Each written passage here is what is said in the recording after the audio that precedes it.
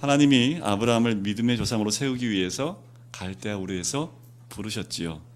하나님이 부르신 아브라함은 어떤 조건이 맞은 사람이 아니었어요. 또 믿음이 충만한 사람도 아니었고 자격이 맞는 사람이어서 부른 것도 아니지요. 그런 주권적인 선택이었습니다. 하나님의 구속의 역사를 이루기 위해서 하나님이 비전 때문에 아브라함을 선택하신 거지요. 또한 변함없이 지금도 우리를 그와 동일하게 부르고 계신 줄 믿습니다. 하나님의 비전을 위해서, 하나님이 꾸신 꿈을 위해서, 또한 하나님이 세우신 그 구속의 역사를 이루기 위해서 지금도 우리를 부르고 계시고, 또한 하나님이 우리 모두가 그 길을 가기를 원하고 계시는 줄 믿습니다. 오늘 아브라함이 걸어간 또 그 길을 우리가 따라갑니다. 그 길을 따라갈 때 하나님께서 우리를 인도해 주실 줄 믿습니다. 믿음이라는 건 하나님의 부르심에 반응하는 것이라고 할 수 있습니다.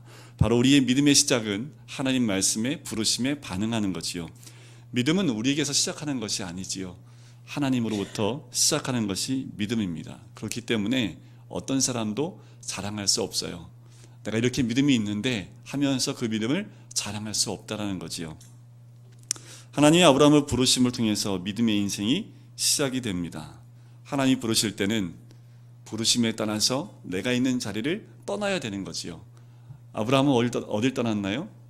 고향과 친척과 아버지의 집을 떠나게 됩니다. 하나님이 우리를 부르실 때는 우리가 살고 있는 그 땅보다 더 중요한 것은 옛사람, 내가 누리고 있는 내 옛 자아들, 이런 데서 떠나지 않고서는 하나님의 부르심에 따라 순종해 갈 수 없다라는 거지요. 정말 중요한 것이 있다면 하나님이 우리를 통해서 하나님의 꿈을 이루기 원하신다라는 거지요.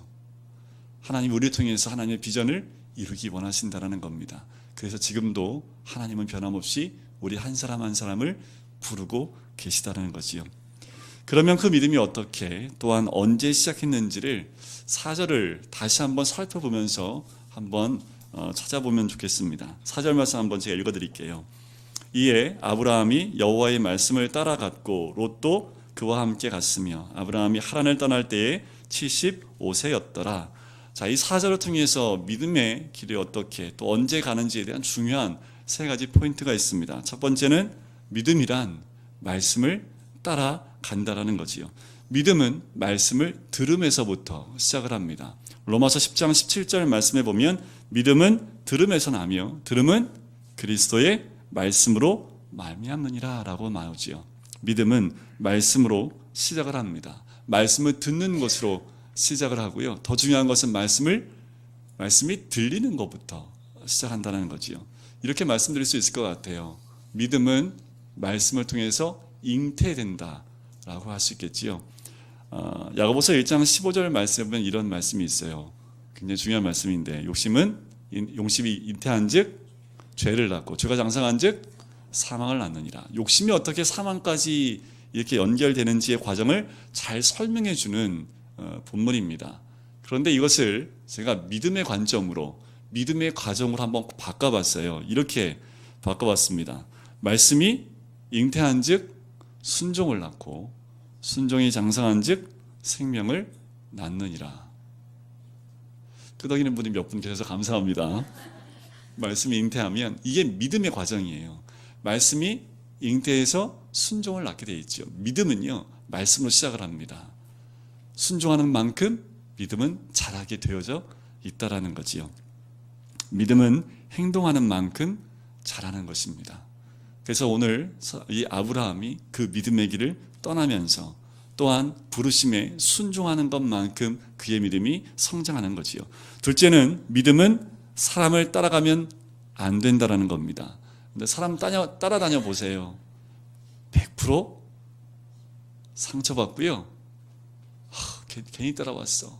이런 말이 나올 수 있습니다. 저 따라오시면 안 돼요. 저 따라오면 다 똑같아. 이런 말 들을 수밖에 없어요. 사람은 따라갈 만한 사람이 단 한 명도 없습니다. 믿음은 예수를 따라가는 겁니다. 믿음은 예수님을 바라보는 게 믿음이지요. 하나님 말씀을 받아들이고 따라가고 하나님의 음성을 듣기 시작하면서부터 우리 삶 가운데 기적이 임하게 되어 있습니다. 믿음은 그렇게 예수 그리스도를 따라가는 거지요. 그런데 사도 바울이 고린도 교회에 편지를 쓸 때 이런 얘기를 들어요. 고린도 교회 사람들이 사람을 따라다닌다는 얘기를 듣고요, 사도 바울이 이렇게 울분을 토하며 편지를 씁니다. 내가 너희를 위하여 십자가에 못 박혔느냐 라면서 울분을 토해요. 왜냐하면 고린도 교회 사람들이 네 파로 나눠집니다.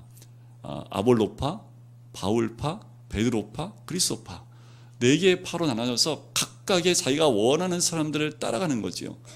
그때 자기를 따른다는 그 사람들한테 이렇게 얘기하는 거예요. 내가 너희를 위하여 십자가에 못 박혔냐라고 이야기하는 거지요. 빛을 따라가야지 빛을 반사하는 거울을 따라가서는 절대로 안 됩니다. 빛을 따라가면 정확히 갈 수 있어요. 그런데 그 빛을 반사하는 거울을 따라가면 이상한 데로 갑니다. 믿음이란 예수 그리스도를 바라보는 것이고, 믿음이란 하나님의 말씀을 따라가는 것, 그것이 바로 믿음인 줄 믿습니다. 또한 세 번째는 믿음은 떠나는 거지요. 좀 전에도 말씀을 드렸지만 아브라함은 갈대아 우르에서 떠났어요. 1절 말씀처럼 그가 살고 있는 고향을 떠났고 친척을 떠났고 그리고 아버지의 집을 떠납니다. 자기가 살아왔던, 자기를 대변할 수 있는 모든 것들을 다 내려놓고 떠났다라는 거지요. 아브라함이 또한 하란에서 떠난 나이가 75세라고 나옵니다. 떠나면은 나이가 중요하지 않다라는 거지요. 인생은 믿음으로 사는 것이 중요하다는 겁니다. 그런데요, 도중에 좀 머무를 수 있어요. 도중에 좀 하차할 수도 있습니다. 아브라함이 처음에 출발할 때는 갈대아 우르였잖아요. 어디서 머물렀어요? 하란에서요. 하란이 최종 목적지가 아니었지요. 예를 들면 이런 거지요. 우리가 부산을 내려가는데 중간에 휴게소를 들려요, 안 들려요? 근데 거기서 머물러 있으면 돼요, 안 돼요? 휴게소는 뭐 하는 곳일까요? 화장실 가는데, 그죠? 잠깐 배고파서 요기하는데, 뭐 이런 거잖아요. 근데 거기가 굉장히 좋지요. 잘 해놨잖아요, 그죠? 그렇다고 부산 안 가고 거기서 머물러서 그냥 거기서 계속 살고 있으면 잘하는 거예요, 못하는 거예요? 아니죠. 휴게소는 잠깐 뭐 하는 거예요? 쉬는 거지요. 다시 시작해야 합니다. 다시 시작하는 것이 복이지요. 머물러 있다가 거기서 영원히 머무르는 것이 아니라 다시 시작할 수 있는 것이 믿음입니다.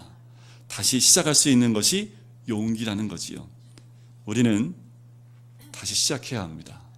믿음으로 다시 출발해야 한다는 거지요. 다시 시작하기에 늦은 나이는 하나도 없습니다. 시작하는 나이가 바로 믿음의 나이기 때문에 그렇습니다. 아브라함은 아버지를 떠나는 아픔이 있었지만 계속 무엇을 따라가요? 하나님의 말씀을 따라서 간다라는 거지요.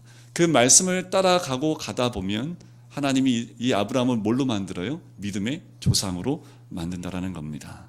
5절 말씀을 보실까요? 아브라함이 그의 아내 사레와 조카 롯과 하란에서 모은 모든 소유와 얻은 모든 사람들을 이끌고 어디로 가려고요? 가나안 땅으로 가려고 떠나서 마침내 가나안 땅에 들어갔더라. 믿음의 여정이 쉽지 않습니다. 아브라함이 떠난 그 믿음의 여정이 절대로 쉽지 않습니다. 그 모든 사람과 모든 소유를 끌고 간 길이 믿음의 길이라 할지라도 그 길은 쉬운 길이 아니에요. 하란에서 가나안 땅까지 길이가 약 400에서 500km 정도 떨어져 있는 길입니다. 그 당시에 움직이기 결코 쉬운 길이 아닙니다. 그것이 정확한 목적지라는 것을 아브라함이 알고 있지도 않아요. 그런데 믿음 따라서, 말씀을 따라서 그 먼 거리를 간다는 것 결코 쉽지 않은 길입니다. 아브라함이 가는 것을 알았다면 더 좋았겠지요. 하지만 아브라함은 하나님이 지시하실 그 땅으로 갔다라고 되어 있습니다. 어딜 가야 되는지, 언제 멈춰야 되는지 아무것도 모르고 그냥 말씀을 따라 가는 인생이었다라는 거지요. 어떠세요? 우리 인생 그런 것 같지 않으세요? 태어날 때부터 목적지를 정하고 태어나신 분 계십니까? 하나님이 정하신 목적지는 있지만 우리 개인은 어디로 가는지, 어디가 최종 목적지인지를 알 수가 없는 거지요. 여행할 때 목적지 없이 가는 사람이 있습니까? 저는 여행할 때 목적지 없으면 안 갑니다. 저는 그래서 차를 타고 가다가도 목적지가 딱 있으면 그냥 스트레이트로 가요. 딴 데 이렇게 안 가고요, 안 보고요. 그냥 제 성격인데, 그래서 여행할 땐 목적지가 없으면 잘 안 가요. 그런데 믿음의 여정은요, 목적지가 어딘지 모르고 하나님이 가라면 가고 하나님 멈추라는 그곳이 바로 목적지입니다. 하나님 말씀을 따라 지시하는 땅으로 가기 위해서 그 먼 거리를 떠나왔는데 오늘 말씀해 보니까 어때요? 아브라함이 불평하고 있나요? 원망하는 모습이 나오나요? 전혀 나오지가 않아요. 이들이 떠나서 마침내 가나안 땅에 들어왔다는 그 한마디에 아브라함이 얼마나 힘들었던 여정을 이야기하고 있는지 그 한마디에 다 녹아 들어가 있는 것을 알 수 있습니다. 이 과정을 히브리서 기자가 이렇게 얘기합니다. 11장 8절에 보면 믿음으로라고 나와요. 믿음으로 아브라함은 부르심을 받았을 때에 순종하여 장래 유업으로 받을 땅에 나갈새 갈 바를 알지 못하고 나갔다고 하는 거지요. 믿음으로 갈 바를 알지 못하고 나갔던 아브라함이라고 이야기합니다. 이스라엘도 광야를 40년 동안 헤매고 다녔지요. 근데 이스라엘은 목적지가 있었어요, 없었어요? 정확하게 있었습니다. 가나안 땅이라는 데가 있었다라는 거지요. 그리고 이스라엘 민족은 광야를 갈 때 무엇의 인도를 받았어요? 구름 기둥과 불 기둥의 인도를 정확하게 받았지요. 근데 아브라함은요, 그냥 말씀에 의지하여 믿음으로 갔다라는 겁니다. 마침내 여러 가지 어려움 가운데 드디어 가나안 땅에 들어갑니다. 자, 이러면 우리가 뭘 기대할 수 있을까요? 마침내 갔어요. 믿음 하나만 붙들고 하나님이 어디로 가라는지 모르겠는데 하여튼 갔어요. 그래서 마침내 하나님 말씀하신 가나안 땅에 들어갔어요. 그러면 우리는 무엇을 기대합니까? 예를 들면 이런 거지요. 주를 위해서 말씀 하나 붙들고 신앙만 붙들고 살아왔어요. 말씀을 순종하며 걸어왔어요. 내 삶 모든 것 다 내려놓고 내 옛자 다 죽이고 자기를 부인하고 믿음만 따라서 예수님만 바라보고 예수님만 따라왔어요. 그러면 우리가 기대하는 게 뭘까요? 뭘 기대해요? 다 이게 준비되어 있는 거 아닙니까? 밥상 다 차려놓고 수고해서 일로 와서 먹어 좀.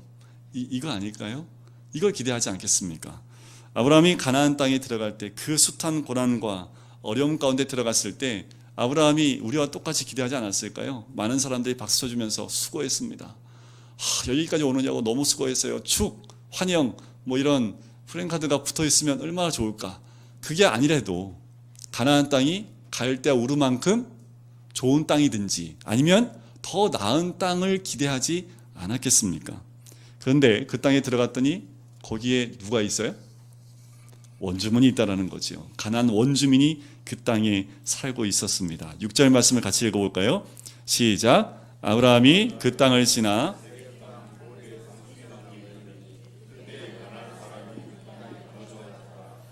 기득권 세력이 있어요. 가나안 사람이 원주민들이 아브라함이 이렇게 막 몰려오는 거 딱 보고 환영했을까요? 째려봤을까요? 저 뭐야? 쟤들 뭐야? 갑자기 여기 왜 와? 하면서 다 경계하고 째려보고 물도 안 주고 먹을 것도 안 주고 어떻게 하면 저런 몰아낼 수 있을까? 이런 생각을 하지 않았겠습니까? 말씀에 순종해 왔더니 뭐가 기다리고 있어요? 힘들어. 고난이 또 준비되어 있었다라는 거지요. 아브라함의 순종은 우리가 성경에서 봤듯이 온전한 순종입니다. 떠나왔어요. 믿음 하나 가지고 모든 건 내려놓고 말씀만 의지해서 가나안 땅까지 왔습니다. 그런데 그곳에 뭐가 있어요? 원주민이 있고 기득권 세력이 있고 난관이 있다라는 거지요. 믿음은 이렇습니다. 성경 말씀해 보면 누가복음 8장 22절부터 25절 말씀해 보면 예수님이 사역을 하시다 갑자기 제자들한테 이렇게 얘기하세요. 야, 우리 배 타고 호수 건너편으로 좀 건너가자 라고 말씀을 하십니다. 그래서 예수님이 함께 타고 12제자가 함께 배를 타고 가요. 타고 가다가 예수님이 타자마자 얼마나 힘드셨는지 그냥 골아 떨어지셨어요. 코를 골면서 막 주무시는 거예요. 그런데 갑자기 그 배에 뭐가 몰아치기 시작해요? 광풍이, 풍랑이 몰아치기 시작을 합니다. 배에 물이 차기 시작을 하고요. 이 제자들이 깜짝 놀랐고 두려웠고 떨면서 어떻게 해요? 예수님을 막 흔들어 깨워요. 그 풍랑인데도 예수님은 뭐하고 계신 거예요? 자고 계시는 거지요. 풍랑에서 막 예수님을 깨우니까 어떻게 해요? 예수님이 일어나셔서 제일 먼저 하신 게 뭐냐면 제자들 향해서 그럽니다. 너희 믿음이 어디 있냐? 라고 질문하시면서 광풍을 향하여 말씀하시죠. 잔잔케 하십니다. 중요한 것은 제자들이 예수님 말씀에 따라 순종했어요, 안 했어요? 순종했지요. 배 안에 예수님이 계세요, 안 계세요? 계시지요. 근데 풍랑이 왔어요, 안 왔어요? 왔지요. 제자들이 얼마나 힘들었을까라는 거예요. 분명히 예수님 말씀에 따라 순종해 왔고 예수님이 나와 함께 하시는데 왜 이런 고난과 풍랑이 오냐는 거지요. 예수님 배 안에 함께 계신데도 두려움에 사로잡혔던 겁니다. 왜 두려움에 사로잡혔을까? 왜냐하면 그들이 예수님을 바라본 것이 아니라 뭐를 바라봐요? 풍랑을 바라봅니다. 바람을 바라보고요. 물결이 치는 모습들을 바라보면서 두려움이 그 안에 몰려 들어오기 시작하는 거지요. 예수님 말씀에 의지하여 움직여도 고난은 옵니다. 예수님이 함께 있어도 고난이 올 때가 있어요. 그때 우리가 바라봐야 될 것은 고난이 아닙니다. 역경이 아닙니다. 그때에도 우린 누굴 바라봐야 돼요? 예수님을 바라봐야 되는 거지요. 그게 믿음입니다. 광풍을 바라보고 함께 계신 주님을 보지 못하는 것, 그것은 믿음이 아니지요. 그래서 예수님이 질문하는 거예요. 너희 믿음 어디 있냐? 그런데 그거 아십니까? 제가 믿음이 있는지 없는지, 우리 성도님들이 믿음이 있는지 없는지 지금 알 수 있어요? 지금은 다 믿음이 있는 것 같죠. 여러분들 저 보시기에 얼마나 믿음이 좋은 것 같아요. 목사인데, 그죠? 그런데 언제 그 믿음을 알 수 있을까요? 한번 지금처럼 이 비바람이 이렇게 오는 것이 아니라 풍랑이 한번 몰아쳐 봐야지 믿음이 있는지 없는지 알 수 있는 거지요. 우리의 믿음은, 지금의 믿음은 닥쳐오는 고난과 그 아픔을 이겨내기 위해서 필요한 그 믿음을 오늘도 바라보고 있는 거지요. 고난이 없이 평안할 때는 누구나 믿음이 있는 것 같습니다. 제자들도 믿음이 있는 사람이었지요. 그렇기 때문에 제자를 뽑았겠지요. 그런데 막상 고난이 오니까 이들의 믿음을 다른 데 두고 왔어요. 어디다 두고 왔을까요? 제 생각에 집에 좀 두고 온 것 같아요. 여러분들 고난이 올 때 믿음을 어디 두고 계십니까? 고난이 올 때 믿음은 내 가슴 가운데 있는 거지요. 그런데 믿음을 따라 갈 때 장애물이 눈에만 보이는 게 아니에요. 오늘 이 6절 말씀에 보면 가나안 사람만 나오지만 실제로 제가 현미경으로 아브라함의 가슴을 뚫어지게 보니까 진짜 장애물이 어디 있냐면 그의 가슴 가운데 있더라고요. 그의 마음 가운데 있더라고요. 왜냐하면 아직 버리지 못한 옛사람, 갈대아 우르에서 살았던 삶의 습관들, 그리고 아버지와 함께 살면서 가졌던 그 삶의 습관들이 아직도 이 아브라함 가운데 있는 거지요. 그것을, 그 세상에서 묻어나왔던 모든 것들을 벗어버리지 않으면, 그것을 깨트리고 무너뜨리고 그 옛사람을 죽이지 않으면, 그래서 새 사람으로 태어나지 않으면 여전히 이 역경이 다가올 때 내 마음 가운데서 꿈틀거리는 것은 세상적인 습관과 또한 관습과 그 세상에서 경험했던 모든 것들이 또 나를 힘들게 하고 싸우게 한다는 거지요. 눈에 보이는 적은요, 두렵지 않습니다. 상대하면 돼요. 눈에 보이는 적은요, 맞서 싸우면 됩니다. 때로는 믿음으로, 그와 함께 사랑으로 덮어 안으면 돼요. 그런데 진짜 힘든 거는 내 안에 아직 깨어지지 못하고 아직 무너지지 못한 옛사람, 옛 자아 때문인 거지요. 정말 힘든 건요, 내 안에 아직도 무너지지 못한 자아 때문에 투쟁하는 모습입니다. 하나님은 우리 옛사람을 죽이고요, 자아를 깨뜨리고요, 자기 십자가를 지고 하나님 나라를 우리 안에 이루어 가기를 원하십니다. 그것이 바로 믿음의 시작인 줄 믿습니다.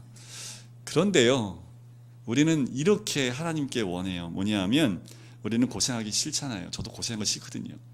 대가 치르는 거 좋아하는 사람 누가 있어요, 그죠? 다 싫죠. 그래서 이렇게 얘기하는 것 같아요. 그런 거 하지 말고, 나 죽이지 말고 잘 좀 이렇게 만들어 주시면 안 될까요? 나 안 죽고 좀 하나님 이렇게 좀 잘 만들어 주시면 안 될까요? 뭐 이런 거죠. 믿음에 좀 덧칠해 주면 안 돼요? 그런데 믿음은 덧칠이 안 돼요. 근데 자꾸 사람들은 나는 죽지 않고 그 위에 믿음으로 덧칠하려고 하지요. 그런데 중요한 건 고난이 오면 그 믿음의 덧칠은 벗겨지게 되어져 있다는 거지요. 믿음은 겉에 무엇을 칠하는 것이 아니라 근본부터 변하는 것이 믿음입니다. 사람들은 근본적인 변화를 두려워해요. 현재 삶 가운데서 뭔가 포기하는 것을 두려워합니다. 그냥 이렇게 해달라는 거죠. 그냥 좀 잘 되게 해주면 안 돼요? 나 교회 나왔어요. 오늘도 예배 드리잖아요. 그러니까 좀 재수 있게 해주면 안 될까? 운수 좋게 해주면 안 될까요? 오늘 교회 나와서 예배 잘 드렸으니까 오늘 하나님 좀 안 되던 일도 잘 열리고 뭐 그러면 안 될까요? 이런 게 우리의 마음이 아닐까라는 생각이 들어요. 정말 하나님 나라가 우리의 마음속에 이루어지고 천국이 이루어지려면 그래서는 안 되지요. 내 안에 있는 자아가 죽지 않고서는, 옛사람이 죽지 않고는, 과거가 죽지 않고는 새 사람이 될 방법이 전혀 없습니다. 에베소서 4장 22절에서 24절 말씀을 제가 읽어드릴게요. 너희는 유혹의 욕심을 따라 썩어져가는 구습을 따르는 옛사람을 벗어버리고 오직 너희의 심령이 새롭게 되어 하나님을 따라 의와 진리의 거룩함으로 지으심을 받은 새 사람을 입으라는 거지요. 입으려면 벗어야지요. 여기다가 또 양복을 입어요. 뭐 이상해 보이죠, 그죠? 안 이상하세요?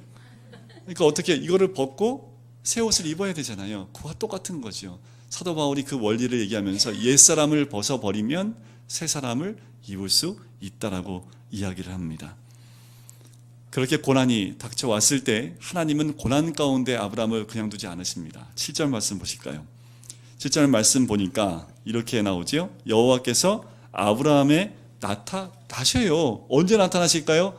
가나안 원주민이 있네, 어떡하지 할 때 나타나십니다. 그래서 뭐라고 말씀하세요? 그 부분 같이 읽어볼까요? 오늘 말씀의 제목인데, 내가 이 땅을 내 자손에게 주리라 하신지라. 그래요. 위기에 부딪히고 믿음과 비전이 흔들릴 때 하나님이 두 번째 나타나십니다. 첫 번째 나타나셨을 때는 1절 말씀이었죠. 그런데 두 번째 나타나셨을 때는 7절에 나타나는 거죠. 진짜 말씀을 따라서 왔는데 고난과 역경과 위기가 닥쳐와서 이게 맞나? 내가 제대로 온 거 맞나? 그렇게 위기 가운데 있을 때 하나님께서 이 땅을 내 자손에게 주겠다라고 말씀을 합니다. 이 땅이 내 땅이라는 거예요. 근데 이 땅에 누가 살고 있어요? 가나안 사람이요. 근데 이 땅을 누구한테 준다고요? 아브라함한테요. 이게 믿음입니다. 아브라함에게 다시 한번 믿음의 눈을 뜨게 하는 하나님의 음성이 들리지요. 그럼 우리 어떻게 반응하실 것 같아요? 아브라함은요, 이렇게 반응해요. 거기서 뭐예요? 제단을 쌓습니다. 아무것도 보이지 않을 때 우리는 원망하고 불평할 수 있어요. 그런데 아브라함은 하나님의 음성을 듣고 어떻게 해요? 믿음으로 제단을 쌓고 예배를 드립니다. 바로 자기에게 나타나신 여호와께 그가 그곳에서 뭘 쌓아요? 제단을 쌓고라는 거죠. 믿음은 하나님을 만나는 겁니다. 믿음은 하나님을 만나는 순간 제단을 쌓고 예배를 드리는 것, 그것이 믿음인 줄 믿습니다. 진짜 믿음은요, 예배하는 사람입니다. 진정한 믿음은 예배 가운데 머무는 사람이고요. 진짜 믿음을 가진 사람은 예배 안에서, 예배 가운데서 삶을 사는 사람이 진정한 믿음을 가진 사람이라는 거지요. 우리의 믿음은 예배 중심의 믿음이 되어야 될 줄 믿습니다. 예배 중심의 믿음이 되지 않으면요, 때로는 이런 분들이 계세요. 사역 중심의 믿음을 갖는 분들이 간혹 있습니다. 그런데 예배가 사라지면요, 고갈돼요. 탈진됩니다. 이런 분들을 간혹 봐요. 예배 중심에서 하나님의 임재를 경험하지 못하는 분들은 사역 가운데 탈진하는 모습을 많이 발견하게 된다는 거지요. 예배란 무엇일까요? 하나님의 임재입니다. 하나님을 만나는 복을 이루는 것이 바로 예배라는 거지요. 그리고 그렇게 제단을 쌓으면서 8절에 보니까 아브라함이 이동하는 모습이 나오죠. 거기서 어디로 가요? 베델 동쪽 산으로 옮겨 장막을 치니 서쪽은 베델이요 동쪽은 아이라. 그가 그래서 여호와께 제단을 쌓고 여호와 이름을 부르더니, 참 중요한 7절과 8절 사이에 굉장히 중요한 신앙의 성숙하는 과정이 나옵니다. 첫 번째 제단을 쌓을 때는 언제예요? 말씀을 주실 때 하나님 나타나셔서 이 땅 너한테 줄게, 그 음성이 들렸을 때. 8절은요, 가는 곳에서 제단을 쌓는 거죠. 우리의 신앙이 이와 같습니다. 처음에 예배 드릴 때는 하나님의 음성 듣고 나오지만 이제는 언제예요? 내가 가는 곳이 예배 드리는 장소가 된다라는 겁니다. 그곳이 바로 예배 드리면서 여호와 이름을 부르는 장소가 된다라는 거죠. 한번 여쭤볼까요? 여러분들 여호와 이름을 몇 번이나 부르십니까? 하루에? 하나님 이름 몇 번이나 부르십니까? 혹시 우리 애들 이름 많이 부르시고 하나님 이름은 많이 안 부르시고 그러지 않으신가요? 하나님 이름 부르는 곳, 그곳이 예배드리는 곳인 줄 믿습니다. 자, 아이라는 곳이 있어요. 그 아이라는 것은 원어에 보면 이런 뜻이 있어요. 폐허의 무더기, 아이가. 그 베델은 하나님의 집이라는 의미가 있습니다. 그런데 장막을 지금 어디 쳤어요?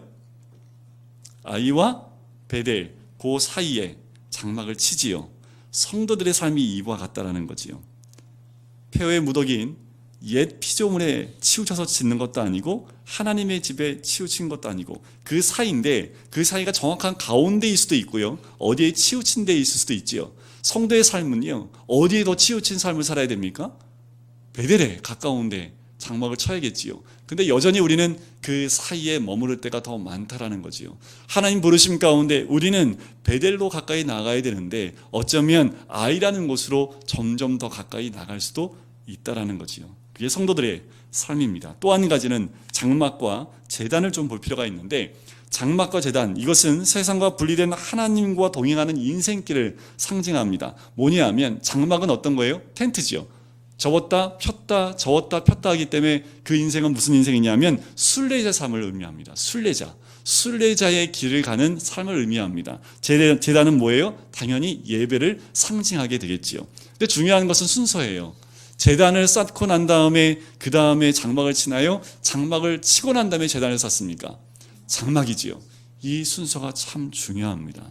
이 땅에서 우리는 무엇과 같은 인생을 살아가야 됩니까? 나그네 인생이지요. 이 땅이 우리가 머무를 땅이 아닙니다. 이 땅은 우리가 순례자처럼 걸어갈 땅이라는 거지요. 그렇게 장막을 치고 난 다음에 비로소 예배의 삶으로 갈 수 있다는 거예요.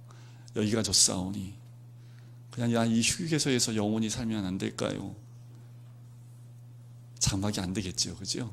이 땅 가운데의 모든 삶은 장막과 같은 삶이지요. 순례자와 같은, 나그네와 같은 삶입니다. 그리고 그 장막을 치는 곳마다 우리는 무슨 삶을 드려야 돼요? 예배의 삶으로 나아가야 된다는 거지요. 여기까지면 너무 좋아요. 그런데 9절 말씀 보니까 점점 어디로 옮겨갔더라? 남방으로. 남쪽으로 옮겨가니까 남쪽에 뭐가 있을까요?